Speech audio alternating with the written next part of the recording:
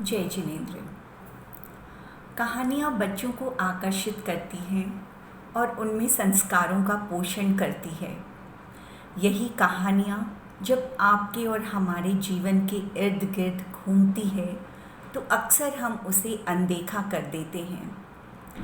हमें अपने आसपास होने वाली घटनाओं को पहचानने की कोशिश करनी चाहिए और स्वयं को टटोलने का प्रयास करना चाहिए। छोटी सी बात को कहते हुए आज की कहानी शुरू करती हूँ। कहानी का शीर्षक है भावों का फल। भाव यानी थॉट्स, विचार जो प्रति समय जाने अनजाने, चाहे अनचाहे हम करते चले जाते हैं।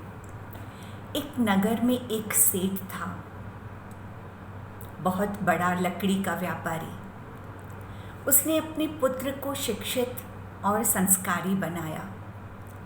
पिता के जाने के बाद बड़ी ईमानदारी से, मेहनत से उसने कारोबार संभाला और थोड़े ही दिनों में चंदन सेठ के नाम से जाना जाने लगा।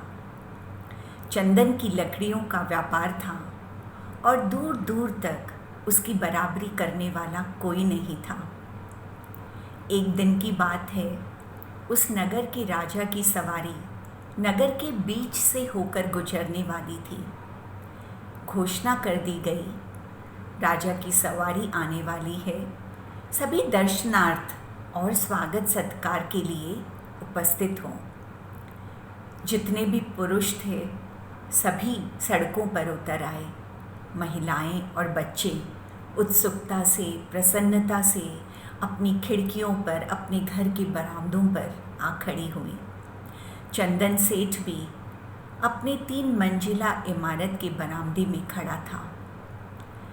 धीरे धीरे राजा की सवारी नगर में प्रवेश कर रही थी और जयकारों की गूंज दूर तक सुनाई दे रही थी।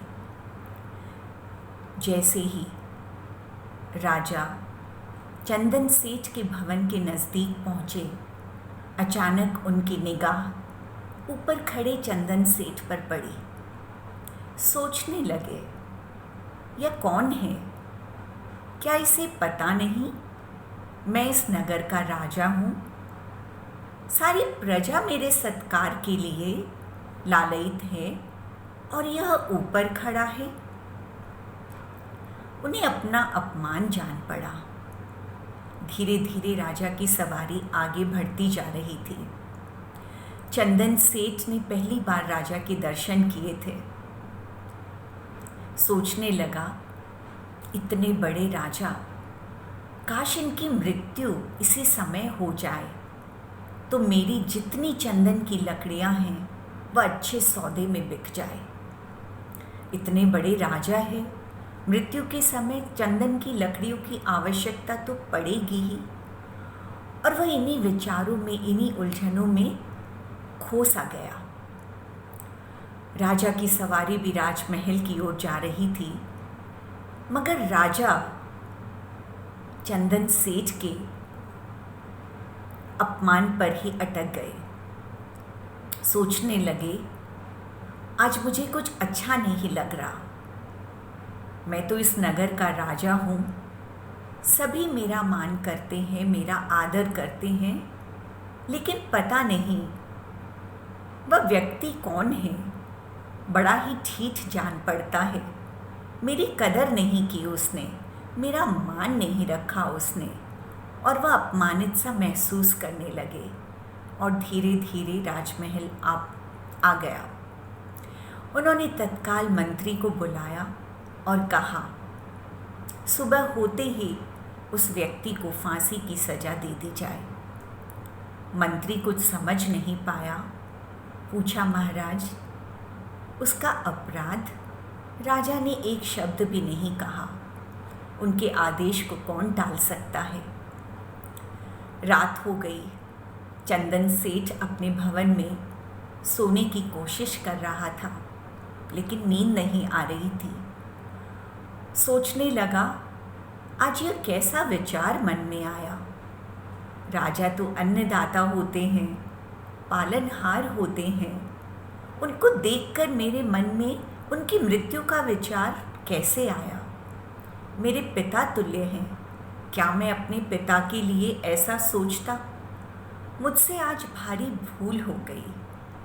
मेरे भावों में यह गलत बात कैसे आ गई? और वह पश्चाताप करने लगा। राजमहल में राजा भी सोने की तैयारी कर रहे थे, लेकिन उनकी आंखों में भी नींद नहीं थी। सोचने लगे, ये कैसा आदेश दे दिया मैंने? क्या किसी व्यक्ति को एक छोटी सी बात के लिए इतनी बड़ी सज़ा सुनानी न्यायोचित है? मैं तो राजा हूँ, मुझे तो जानकारी लेनी चाहिए थी। वह क्यों नहीं नीचे आया? हो सकता है अस्वस्थ हो सकता है उसके घर में कोई अस्वस्थ हो, या मैंने क्या आदेश दे दिया? और ऐसा सोचते सोचते सुबह होते ही उन्होंने मंत्री को बुला भेजा और कहा, जो मैंने आदेश दिया था उसकी पालना न की जाए, उस व्यक्ति को फांसी की सज़ा न दी जाए। चंदन सेठ के मन में गलत भाव आए तो उसका परिणाम भी गलत आने वाला था। जब चंदन सेठ को पश्चाताप होने लगा तो उसका परिणाम भी सुखद सामने आया। न चंदन सेठ को पता था कि राजा उसे क्या सज़ा सुनाने वाले हैं, और न राजा को पता था कि चंदन सेठ उसके बारे में क्या सोच रहा है।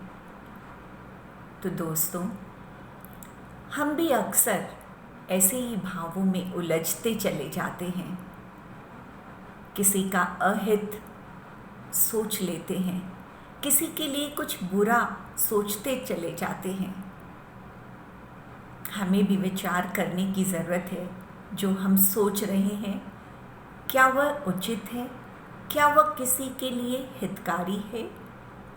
क्योंकि भाव अगर हमने अपने बिगाड़े तो भव भी हमारा ही बिगड़ेगा। ज़रूर विचार कीजिएगा, चिंतन कीजिएगा। जय जिनेंद्र।